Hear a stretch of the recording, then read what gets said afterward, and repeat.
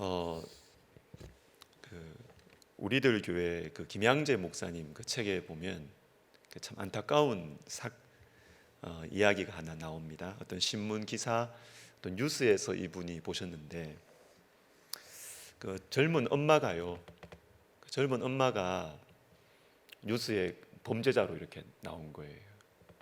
무슨 죄를 저질렀느냐? 그 자기 그 8살짜리인가 그 아들을 그 한강에 어떤 이 다리를 건너다가 이렇게 밀어서 빠져주고 아들을. 그래서 막 뉴스에 나와가지고 어떻게 엄마가 이럴 수가 있느냐고, 어떻게 아들을 죽일 수 있느냐고 그 기사 그게 벌써 나왔어요. 근데 이 뉴스를 듣고 이 김양재 목사님이 너무 이렇게 마음이 이렇게 아프더라는 거예요. 왜냐하면 이 아들이 이렇게 자기가 낳은 아들이 아닌 거죠.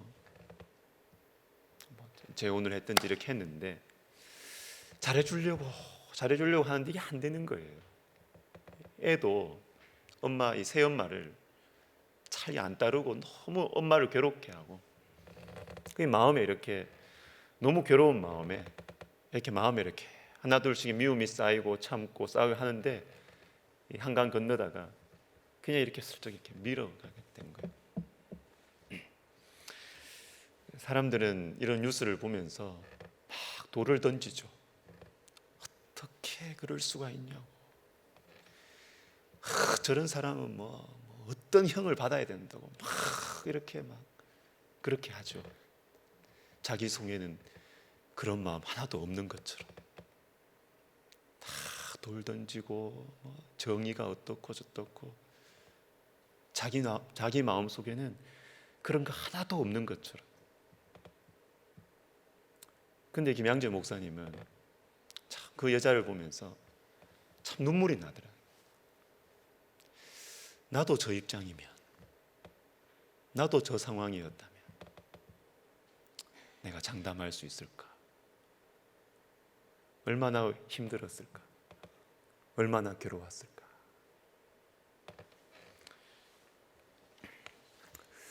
여러분, 예수를 믿는다는 게 뭘까요? 예수를 믿는다는 게 정의 구현하는 걸까요? 회개 없는 정의 구현, 십자가 없는 정의 구현은 칼입니다. 언젠가는 자기에게도 돌아오죠. 십자가 없는 정의는요, 마치 이런 것입니다. 날카로운 칼로 메스로 수술 잘 했는데요, 사람 죽은 거예요. 사람을 못 살려요. 배 가르고 암덩어리 뜯어내고 수술은 예리하게 잘 했어요. 그런데 사람을 먹이지를 못하고 회복을 못 시켜요. 이게 십자가 없는 정의입니다. 예수 믿는다는 것이 무엇일까요? 예수 믿는다는 것이 무엇일까요? 예수님의 십자가가 나를 위한 것이라는 것을 정말 아는 거예요. 정말 아는 거예요. 그게 알면, 그게 깨달아지면 마음이 조금 부드러워져요. 그래, 나도 그랬을 거다. 나도 저 자리에 갔으면 나도 그랬을 거다. 어떻게 저럴 수가 있어가 아니고요, 나도 똑같아. 행동으로 안 했을 뿐이지 나도 똑같아. 이게 예수 믿는 겁니다. 여러분, 회개라는 말을 들으면 여러분 어떻게 다가오세요? 회개 따분하시죠?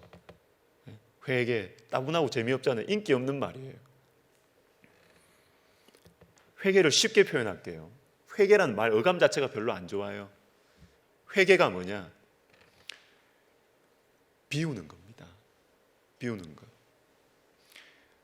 하나님은 우리에게 자꾸 회개하라고 하세요.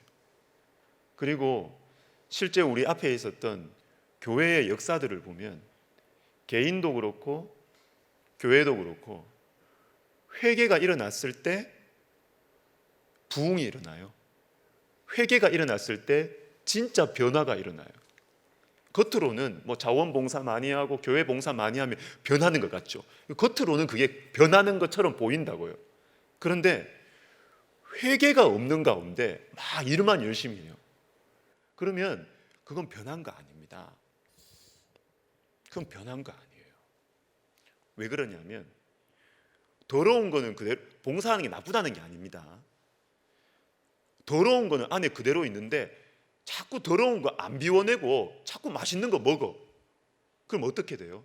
배 아픈데 자꾸 맛있는 거 먹으면 어떡해? 배 더 아프지. 겉으로는 맛있는 거 먹지만 비우고 나서 좋은 걸 먹어야 이게 살이 되고 약이 되지. 그죠? 비우지는 않고 자꾸 먹는 거예요. 비우지는 않고 자꾸 채운다고요. 그러니까 잘하는 게 아니라 아파요. 부작용이 생긴다고. 부작용이. 여러분, 오늘은 회개 용서 운동을 할 건데 여러분, 남 생각하지 마십시오. 내 자신을 생각하십시오. 내 자신. 내가 지금 신앙생활을 어떻게 하고 있느냐, 내 신앙생활이 오리엔테이션이 어떻게 돼 있느냐, 이 틀이 어떻게 잡혀 있느냐, 가만히 한번 돌아보세요. 만약에 좀 내가 문제였구나, 내가 신앙생활을 순서를 잘못 잡았구나, 뭐 하다 보면은 뭐 되겠지, 만약에 그렇게 생각하셨다면 지금이라도 바꾸면 돼요. 성경적인 순서로 바꾸시면 돼요. 자, 그런 시간 되면 좋겠습니다. 회개는 비우는 겁니다. 더러운 걸 비워야 돼요. 회개 용서 운동의 우리 정의를 강의 안에 있는데 우리 같이 한번 읽어보도록 하겠습니다. 시작.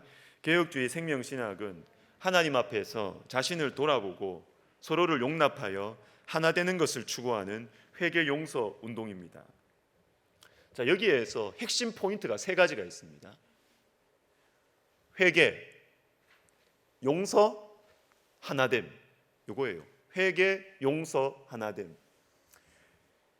자신을 돌아보고, 이게 제일 먼저 나옵니다. 이게 회개입니다. 자신을 돌아보라는 거예요. 자신을. 이게 순서예요. 사회가 어떻다느니, 막 교회가 썩었다는, 틀렸단 말이 아니고요. 나는 안 썩었는지 보시라고. 나는 안 썩었는지 보시라고. 자신을 돌아보고 그 다음에 서로 상대방을 향하여 용납하고 그 결과로 하나됨이 이루어지는 것. 이게 회개 용서 운동입니다. 여러분, 회개는 우리 개혁주의 생명신학에서 중요한 또 문장이 하나가 뭐냐면 우리 자신을 먼저 개혁하라는 겁니다. 우리 자신을. 자꾸 사람들은 남을 자꾸 개혁하려고 그래요. 자기는 가만히 놔둬요. 근데 자꾸 교회를 개혁하려고 그러고요. 자꾸 뭐 사회를 자꾸 개혁하려고 그래요. 자기는 놔두고 남을 자꾸 개혁하려고 그래요. 개혁하려고. 옳은 얘기일 수 있습니다. 그런데 순서를 한번 다시 짚어보자고요. 나는 나 자신을 개혁하고 있습니까? 나 자신을 개혁하는 것에 대해서 정말 중요하게 생각하고 있습니까? 나 개혁했다고요? 한 번 개혁한다고 그게 됩니까? 개혁된 교회는 계속 개혁한다. 말 많이 하죠. 우리는 계속 개혁돼야 되지 않습니까? 왜 나는 한 번 개혁하고 나면 개혁 안 해도 되는 것처럼 생각하셔요? 나 자신을 먼저 계속 개혁해야 됩니다. 계속 개혁해야 돼요. 열왕기상 8장에 보시면 31절에 걸쳐서 솔로몬이 예루살렘 성전을 짓고 나서 성전 봉헌 기도를 합니다. 나중에 집에 가서 한번 읽어보십시오. 사무실에서 읽어보십시오. 열왕기상 8장에 놀랍습니다. 오늘날로 말하면 이렇게 아름다운 성전을 짓고 나서 헌당 예배를 드리는 날이라고요. 입당 예배. 입당 예배 드릴 때 노회에서 총회에서 순서를 맡으신 분들이 주로 어떤 말씀하세요? 이 아름다운 교회를 허락하신 하나님께 감사드린다고. 이 교회를 통해서 이 지역 주민이 많이 복음화 되면 좋겠다고. 이 성도들이 복을 받았으면 좋겠다고. 그렇게 해요. 축복을 많이 해줍니다. 그런데 성경에 나오는 헌당 예배, 입당 예배의 내용이 뭐냐면 31절 중에서 무려 22절이 뭐냐면 부정적인 얘기입니다. 예배당 멋있게 지어놓고 예배 드릴 때 여기에 있는 이 백성들이 예배당은 예쁘게 지었지만, 멋있게 지었지만 반드시 죄를 지을 겁니다. 하나님께 벌을 받을 것입니다. 심지어는 포로로 끌려갈 것입니다. 이런 기도를 해요. 이 무슨 잔치상에 그냥 분위기 확 그냥 없애는 그런 기도를 한다고요. 그런 기도를. 근데 이게 너무너무 지혜로운 기도죠. 건물 멋있게 지었다고 신앙이 좋아집니까? 아니잖아요. 인간의 본성은 그대로입니다. 솔로몬은 그걸 아는 거죠. 하나님께서 그 지혜를 주신 것이죠.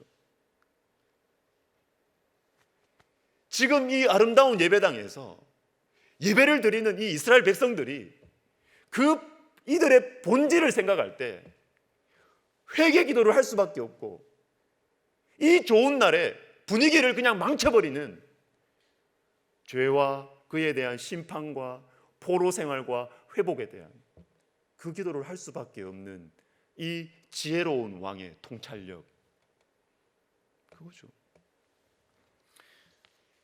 회개하는 것은 너무나 중요해요.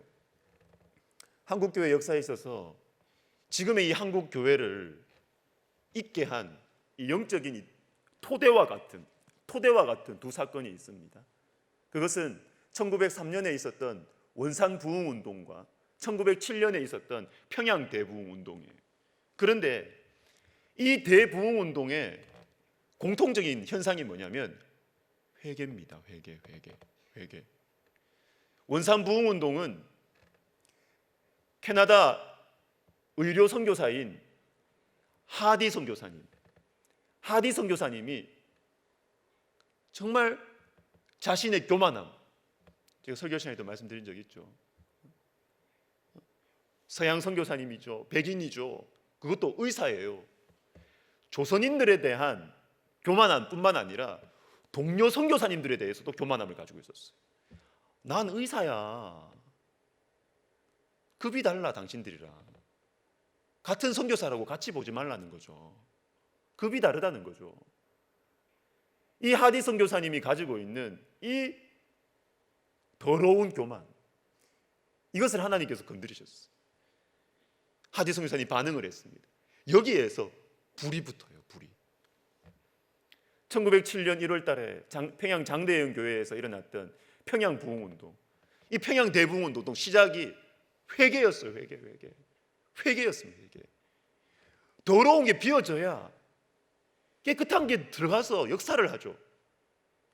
회개는 해도 되고 안 해도 되는 것이 아니라 우리가 정말로 살기 위해서는 회개를 소중하게 생각하셔야 한다라는 것입니다. 우리가 진짜 예수님의 십자가 앞에서 회개를 하면 자연스럽게 어떤 반응이 일어나냐면요, 다른 사람에 대해서 좀 너그러워져요. 당연하지 않습니까? 교회에서도 마찬가지예요. 자식 문제로 고민하는 분들 많잖아요. 자식 문제로 막 고민하고 이렇게 하는데 누가 위로를 줍니까? 누가 위로를 줘요? 자식이 한 번도 예를 안 먹이고 공부 잘해가지고 명문대 가가지고 뭐 유학 가지고 막 직장도 좋은데 가지고 이런 자식만 있는 부모님들은 자식 때문에 고생하는 사람한테 전혀 위로가 안 됩니다. 전혀 위로가 안 돼요. 그런데 정말 자식이 속 썩이고 너무너무 가슴 아프게 하고 눈물을 흘리면서 기도했던 그 부모님들은 자식 문제를 어려워하는 사람들에게 위로하는 방법이 다른 거 없어요. 자기 이야기 들려주면 돼요. 야, 우리 아들도 그랬다. 우리 집도 그랬다. 얼마나 은혜를 받는지, 얼마나 은혜를 받는지 위로가 되는 것이죠. 회개하면, 진짜로 회개하면 다른 사람에 대해서 마음이 넓어져요. 그래서 회개의 자연스러운 반응이 용서라는 것이죠. 용서. 마태복음 18장 32절 33절을 같이 읽겠습니다. 시작. 이에 주인이 그를 불러다가 말하되 악한 종아, 내가 빌기에 내가 내 빚을 전부 탕감하여 주었거늘 내가 너를 불쌍히 여긴 것 같이 너도 내 동료를 불쌍히 여김이 마땅하지 아니하냐 하고. 성경적인 용서는 내 인격이 좋아서 용서해 주는 게 아닙니다. 성경은 우리의 인격을 전혀 믿지 않습니다. 하나님은 그 누구라도, 아브라함, 모세, 다윗, 그 누구라도 하나님은 인간의 인격을 믿지 않습니다. 성경 읽어보십시오. 믿음의 조상 아브라함이 아내 팔아먹은 거 아시죠? 다윗이 입에도 담기 어려운 행동을 한 거 아시죠? 모세가 백성들 앞에서 분노를 터뜨린 것 여러분 아시죠? 성경은 사람의 인격에 대해서 희망을 걸지 않습니다. 희망을 걸지 않아요. 다 거기서 거기죠. 인격이 좋아봤자. 우리가 어떻게 용서할 수 있느냐? 받은 용서로 하라는 것입니다. 네가 빚을 탕감받았기 때문에 너도 다른 사람에게 빚을 탕감해 주라는 것입니다. 에베소서 4장 32절 같이 읽습니다. 시작. 서로 친절하게 하며 그리스도 안에서 너희를 용서하심과 같이 하라. 어떻게 용서하라고요? 야, 너 예수 믿었으니까 좀 잘 살아야 되지 않겠어? 그런 논리 없습니다. 성경에. 너 많이 배웠으니까 좀 고상하게 용서해야지, 용납해, 그런 거 없습니다. 성경이 그런 거 없습니다. 우리를 지으신, 그래서 우리의 본성을 제일 잘 아시는 창조주 하나님께서는 우리에게 말씀하시죠. 그리스도 안에서 내가 너희를 용서했기 때문에 너도 서로 용서하라는 것입니다. 받은 용서로 용서라는 것입니다. 이 용서가 없으면 공동체, 조직, 국가가 너무나 불행해져요. 왜 그렇습니까? 국가 안에, 어떤 큰 조직 안에는 당연히 생각이 다른 사람들이 생기게 되고, 또 그러다 보면 이렇게 저렇게 싸움이 격해질 수도 있고, 또 그러다 보면 어떻게 서로에게 위해를 가하거나 재산적인, 정서적인, 또 신체적인 어떤 어려움을 서로가 주고받을 수 있잖아요. 그런데 권력은 하나예요. 그죠? 왔다 갔다 하지 않습니까? 그럴 가능성이 막 이렇게 하잖아요. 그렇게 했을 때 어떻게 됩니까? 내가 갚아줘야 되겠다. 내가 맞았으니까 내가 때려야지. 또 다음에 또 내가 맞았으니까 또 때려야지. 또 그 다음에 또 맞아서 또 때려야지. 악순환의 고리는 끊어지지 않습니다. 악순환의 고리. 내가 맞았어. 내가 힘을 가져서 때렸습니다. 자, 그러면 잘 생각해 보자고요. 내한테 맞은 사람은 나는 나이가 들어서 천국 가서 나는 못 때릴 수 있어요. 그런데 그 원한이 내 자녀들에게 가지 않을까요? 그죠? 내 자녀들에게 갑니다. 제가 지금 뭘 말씀드리는 겁니까? 창세기 50장에 보면 용서에 대한 말씀이 나오면서 용서가 없으면 미래가 없다는 이야기를 말씀이 나와요. 딱 나오지는 않지만 보십시오. 야곱이 죽었습니다. 아버지 야곱이 죽고 나서 형들이 총리인 요셉이 무서운 거예요. 아버지 계실 때야 우리를 봐줬지만 아버지 죽고 났으니까 이제 우리한테 복수하겠다. 요셉이 무서운 거예요. 그래서 거짓말을 합니다. 아버지 계실 때 우리 봐주라 그랬다고요. 머리 돌리는 거죠. 그때 요셉이 형들에게 뭐라고 말한 줄 아십니까? 걱정하지 말라고. 결정적인 말씀 19절에 두려워하지 마소서 내가 하나님을 대신하리이까. 나는 하나님을 대신하지 않겠다는. 당신들은 나에게 씻을 수 없는 상처를 남겼어요. 그죠? 형들이 나를 팔았잖아요. 나를 죽이려고 했잖아요. 그거 어떻게 잊어요, 그거? 그런데 요셉의 마음속에는 분명한 신앙이 있었는데 뭐냐면 나는 하나님을 대신하지 않겠습니다. 당신들을 심판하시고 당신들을 다루시는 분은 내가 아니고 하나님이라는 거예요. 하나님이 당신을 다루어야 된다는 거예요. 때려도 내가 때리는 게 아니라 하나님이 당신들을 때려야 된다는 거예요. 나는 안 때리겠다. 왜 내가 하나님을 대신하느냐는 것이죠. 이게 용서입니다. 용서. 용서는 그 사람이 잘했다는 게 아니에요. 그 사람이 나에게 준 것을 잊어버린다는 그 정도도 아니에요. 다 맞아요. 다 현실이잖아요. 내가 아팠잖아요. 내가 당했잖아요. 내가 갚아주고 싶잖아요. 근데 용서의 핵심은 뭐냐면 하나님에게 맡기는 겁니다. 하나님에게 맡기는 거예요. 그래서 남아프리카 공화국, 아프리카에 그 백인들 많이 사는 제일 밑에 있는 그 네덜란드 화란 개혁교회가 화란에서 그 식민지였나 그랬죠. 인종차별이 얼마나 심했습니까? 그게 인종차별이. 유럽의 이 백인들이 그 아프리카 그 흑인들 얼마나 무시하고 멸시하고 아파르트헤이트라고 그러죠. 얼마나 인종차별이 심했어요. 그러다가 누가 대통령이 됐어요? 넬슨 만델라 흑인이 대통령이 됐어요. 저처럼. 흑인이. 이 사람 자체가 엄청난 기간 동안 감옥 생활을 했다고요. 이 인종차별 없애기 위해서. 원한이 싸무치지 않겠어요? 원한이. 근데 넬슨 만델라가 그렇게 하지 않았죠. 용서했죠. 이 만델라와 대통령과 함께 이 같이 지도자로 나라를 이렇게 했던, 영향을 미쳤던 사람이 데스몬드 투투주교라는 사람이 있습니다. 데스몬드 투투주교. 이분이 멋있는 말을 했습니다. Without forgiveness, there is no future. 용서가 없으면 미래가 없다. 누군가는 이 악순환의 고리를 끊어야 되죠. 안 끊으면 또 복수하고 또 복수하죠. 내가 복수한 건 내 자식이 당한다고요. 또 복수하고 또 복수합니다. 내가 복수하면 그때는 정의가 세워질지 모르지만 정의의 이름으로 당한 사람은 내 자식을 바라본다고요. 내 자식을 두고 봐라. 내 자식을 향한다고요. 무섭지 않습니까? 근데 이게 인간인 걸 어떻게 해요? 그런데 누군가가 이 악순환의 고리를 누군가가 끊는다면 그 공동체에는 미래가 있는 것이죠. 용서가 없으면 공동체에 미래 없습니다.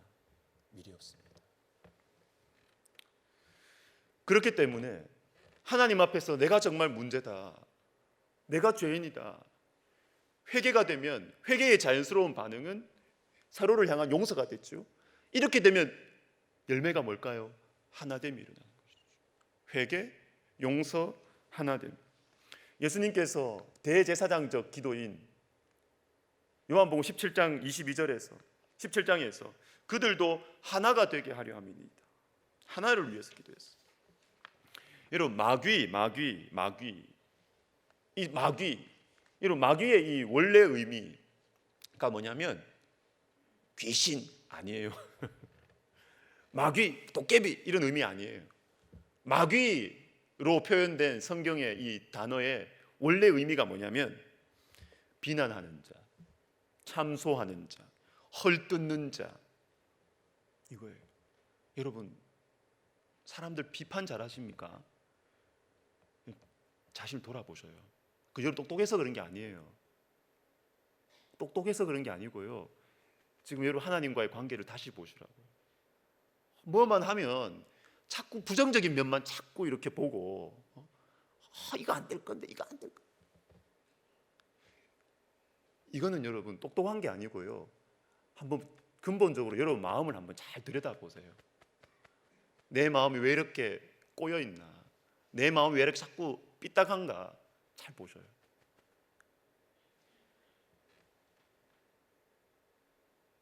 영적인 상황이 좋으면, 상태가 좋으면 사람은 온유해집니다. 온유해지고 긍정적으로 바뀌어요. 마귀, 비판하는 사람, 헐뜯는 사람, 이게 마귀의 뜻이에요. 마귀. 그러니까 마귀는 분열시키죠.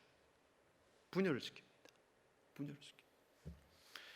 우리 한국 교회에는 이 분열에 관해서 아름다운 역사도 있고 정말 추한 역사도 있습니다. 아름다운 역사는 여러분 한국 교회에 이렇게 처음에 초창기 선교사님들이 다양한 교단에서 들어오셨어요. 나라도 다양할 뿐만 아니라 미국에서도 뭐 북장로 교단, 남장로 교단 다 파송하고, 감리교도 북감리 교단, 남감리 교단에서 파송해가지고 막 복음을 전했어요. 그리고 장로교뿐만 아니라 감리교. 근데 문제는 뭐냐면 이제 1907년 정도 되니까 조선인 목사를 안수할 때가 된 거예요. 자, 여기서 이제 정치적인 문제가 복잡해지는 것이죠. 그냥 일반 성도들 다 이렇게 있으면 뭐 교단 이런 거 신경 안 써도 돼요. 그런데 이제 이 조선교회는, 이 땅은, 우리나라는 조선인들을 통해서 계속 목회가 되어 가야 되잖아요.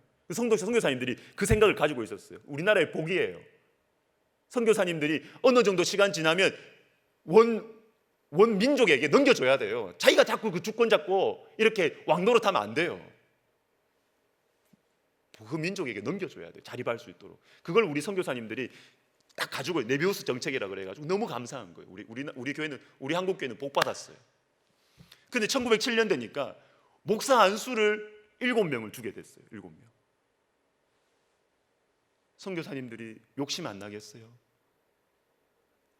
남장로교회 목사 선교사님은 우리 교단 목사가 돼야 되겠다, 이 사람.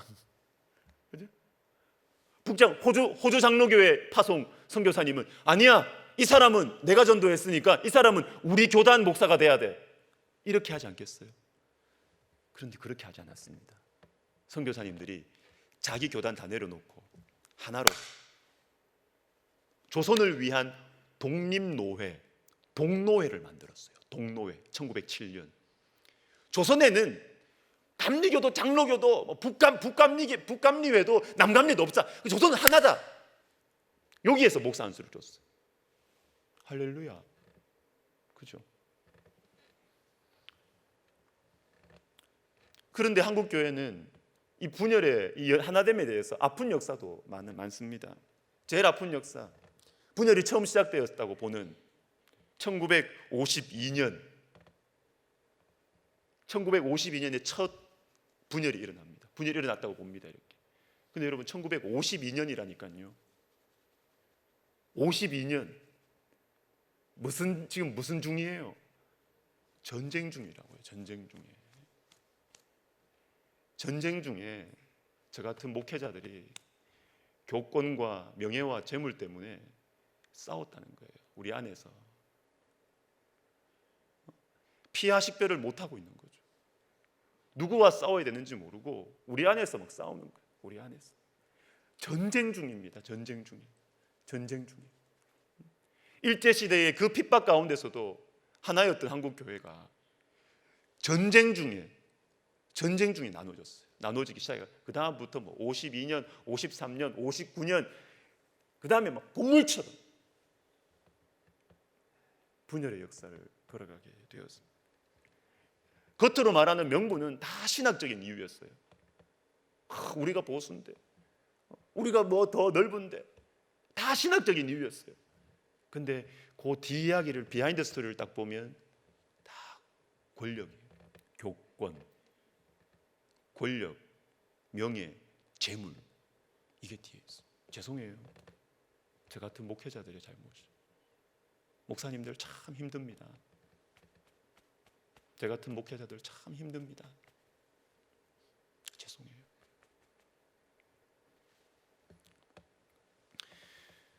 그래서 우리 개혁주의 생명신학은 이 교단 분열에 대한 너무나 아픈 가슴을 가지고 있습니다. 그래서 이 설자 목사님 자주 말씀하시는 거 있죠. 이것 때문에 고생도 참 많이 하셨죠. 교단 통합하는 게 얼마나 어려운지 모릅니다, 여러분. 보통 문제가 아닙니다.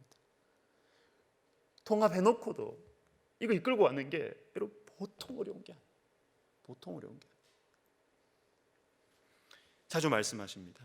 이름이 구원주냐? 이름이 구원주냐? 저 같은 목회자들은 명분과 이게 중요해서요, 이름에 참 신경을 많이 써요. 교단 이름 이 양보 못하고. 근데 우리 교단은 설자 목사님 그냥 던지셨어요. 이름 너 해라, 그냥 이름 우리가 내려놓을게. 하나됨이 중요하기 때문에, 분열이 너무 아프기 때문에. 그리고 우리 기독교 학부 교수님들이 우리 백석대에 저도 포함되어 있지만 100명이 넘습니다. 다 거의 다 목사님들이죠. 목사님들한테 몇 년 전인데, 제가 몇 년 전 정확한 기억은 안 나요. 몇 년 전이에요. 교수 회의를 하면서 서명을 다 했습니다. 서명. 교수님들 서명했습니다. 서명. 사인 자기 서명했습니다. 뭐 교수님들끼리 서로 안 싸우겠다. 몰라도 아니고. 근데 이게 필요해요. 우리 속에 고상한 것 같지만 실제로 교수님들끼리 막 싸울 수 있거든요. 우리 학교는 정말 거의 없죠. 우리 학교는 거의 없어요. 우리의 마음을 표현했습니다. 우리 교수님들끼리 서로 비판하지 않고 헐뜯지 않겠습니다. 글로든 뭐든 싸우지 않겠습니다. 서명했어요. 우리 백석의 아름다운 전통이죠. 여러분, 남의 이야기 같습니까? 우리도 조심해야 돼요. 우리도 조심해야 돼요. 여러분 아시죠? 또 여러분들이 그럴 분들이 그런 경험을, 아픈 경험을 가지신 분들도 많이 있어요. 너무너무 사랑했던 교회가 싸웠어. 그 안에서 케이스는 다양해요. 그래서 정말 그 교회를 내가 너무 사랑했기 때문에 끝까지 지키려고 했어. 제가 우리 교회에서 만난 분도 한두 분이 아니에요. 그런 분들이 한두 분이 아니에요. 제가 얘기 들으면 마음이 아프면서도 꼭 제가 잘못한 것 같아가지고 제가 좀 이렇게 얼굴을 못 들겠더라고요. 대부분 다 목사님들 문제거든. 왜 저 교회가 저럴까? 제가 그런 생각보다는 저도 목사기 때문에 제가 참 죄송합니다. 제가 그 목사님 아닌데 죄송합니다. 그분들 얘기 들으면 참 마음이 아파요. 그리고 또 그 아픔을 더해가는 게 뭔지 아십니까? 그 싸우는 교회에서, 교회 안에서 막 싸워가지고 그걸 보고 자란 자녀들이 교회를 떠난대. 나는 저렇게 싸우는 교회 안 간다는 거예요. 부모들의 마음이 어떻겠어요? 어른들이야 그냥 싸우고 그게 상처가 그래도 덜 할 수 있잖아요. 마음이 다 이렇게 그냥 견고하게 돼 있기 때문에. 근데 애들이 무슨 잘못이에요? 근데 애들이 어른들 싸우는 거 보면서 교회에 대한 깊은 상처를 가지고 살아가고 교회를 떠나고 그렇게 하는 이야기들을 제가 들으면 이제 어떻게든 교회는 싸우면 안 되겠다. 이거 정말 안 좋은 거구나. 그런 생각이 들었습니다. 마무리하겠습니다. 월요일에 여러분 그 충신교회 원로 목사님 박종순 목사님 아시죠? 박종순 목사님 무슨 강의하는 걸 제가 한번 오늘 월요일에 들었는데요. 이분이 이런 말씀하십니다. 설교는 신학 강의가 아니다. 인문학 강의도 아니다. 쇼도 아니다. 십자가의 복음을 이야기하는 것이다. 여러분 이게 당연한 얘기처럼 여러분 들리시겠지만 이 안에 많은 이야기들이 들어있습니다. 이 안에 많은 이 한국교회의 어르신이 한국교회를 딱 통찰하는 이 한마디예요. 설교가 신학 강의냐? 인문학 강의냐? 쇼냐? 십자가 복음을 이야기하고 있냐? 이 어르신이 점잖게 팍 찌르는 겁니다. 하나 되자, 내 자신을 돌아보자, 용서하자, 하나 되자. 교회만 이야기합니까? 아니잖아요. 어디든지 다 이야기해요. 어디든지. 다 하나 되다 그랬지 나누자고 누가 이야기합니까? 다 좋은 이야기 한다고요. 근데 문제는 뭐냐면, 문제는 성경이 말하는 이 회개, 용서, 이것의 뿌리는 십자가 복음이에요. 십자가 복음. 십자가 앞에 서지 않고, 십자가 앞에 서지 않고 그냥 서로 사이좋게 지내는 거 좋잖아. 좀 마음 열고 사이좋게 지내자. 이게 아니라니까요. 성경은 그걸 말하지 않습니다. 뭘 말하느냐 하면, 이 십자가 앞에서 네가 정말 회개했느냐, 이 십자가가 네 거냐, 이 십자가를 네 가슴에 안고 울어본 적이 있느냐.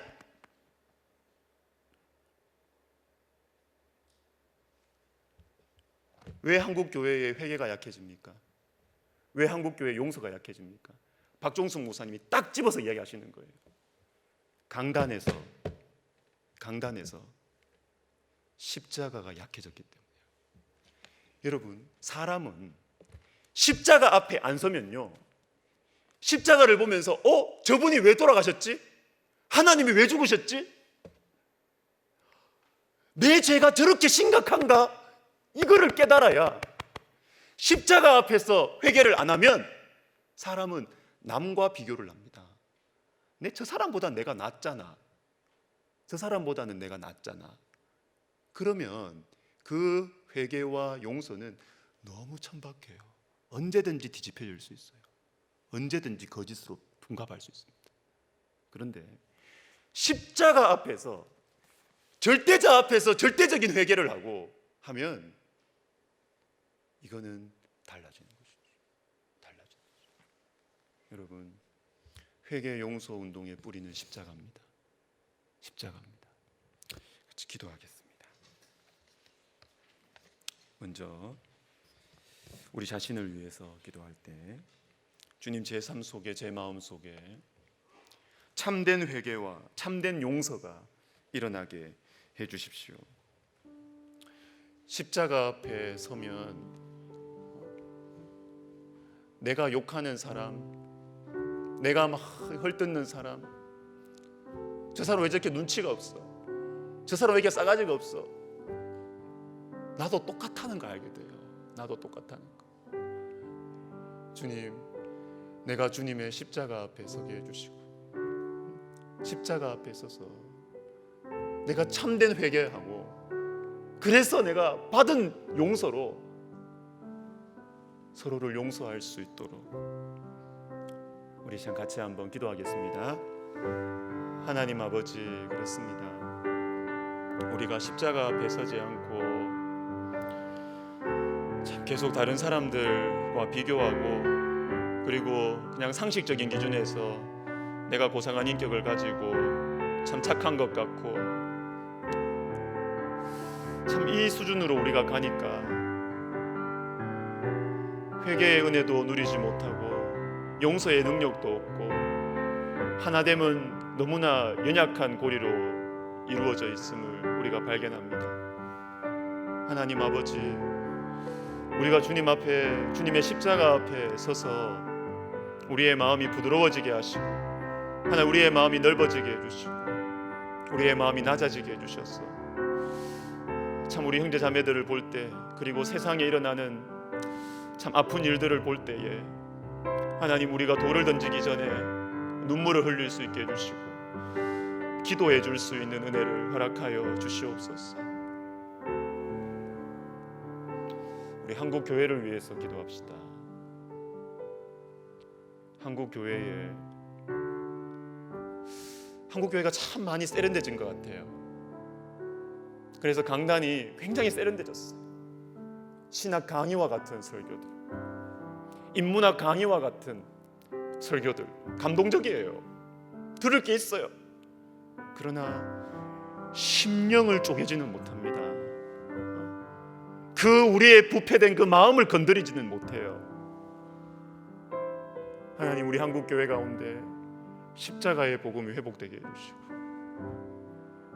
하나님, 그래서 우리 가운데 한국 교회에 다시 영적인 부흥이, 주님, 우리 가운데 더러운 것들이 보여지게 해주시고 이걸 비우고 싶어하는 마음들이 생기게 해주셔서 주님의 좋고 깨끗한 것들이 우리 속에 들어와 역사할 수 있도록 주님, 우리 한국교회를 새롭게 하여 주옵소서. 기도하겠습니다.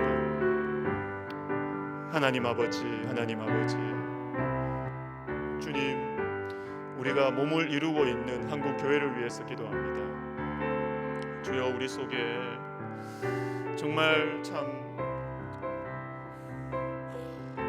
주님, 우리 속에 예수 그리스도의 십자가의 복음을 주님 다시 우리가 새로워지게 해주시옵소서.